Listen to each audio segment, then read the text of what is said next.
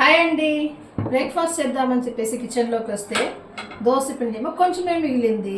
అందుకే ఒక ఐడియా చేద్దాం అనుకుంటున్నాను. నేను రాగి పిండి తీసుకునేస్తాం. రాగి పిండి కనుక యాడ్ చేసేసామనుకోండి, హెల్త్కి హెల్త్, ఇంకా మనకి దోశ పిండి కూడా సరిపోయినంతగా వచ్చేస్తుంది. సో నేను కొంచెం ఇక్కడ రాగి పిండి యాడ్ చేసుకునేసాను.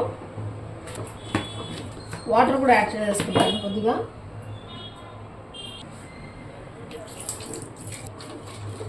చూసారా, ఇద్దరికి సరిపోయినంత పిండి అయితే రెడీ అయిపోయింది. ఇప్పుడు ఇది కొంచెం సప్పగా ఉండకూడదు కదా, అందుకనేసి నేను ఏం చేస్తానంటే దీంట్లో గ్రీన్ చిల్లీస్, ఇంకా కొరియాండర్ కొద్దిగా, ఇంకా ఒక ఆనియన్ సన్నగా చాప్ చేసుకునేసాను. ఇవి కూడా యాడ్ చేసేస్తాను, కొంచెం టేస్టీగా ఉంటాయి.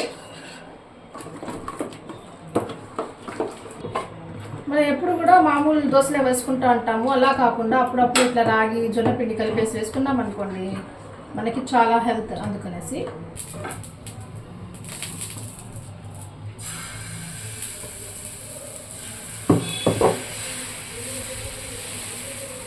ఇంకా ఈ రెడీ అయిన పిండితో నేను దోశలు అయితే పోసేసాను. నా కోసం, మా హస్బెండ్ కోసం, మా అత్తమ్మ కోసం దోశలు అయితే వేసేసాను. ఆ తర్వాత దీంట్లోకి అద్దుకోవడం కోసం నేను గోంగూర ఉంటే గోంగూర పచ్చడి కూడా చేసేసాను. ఇంకా ఈ దోశలు ఎలా ఉన్నాయో టేస్ట్ చూసి చెప్తాను చూడండి.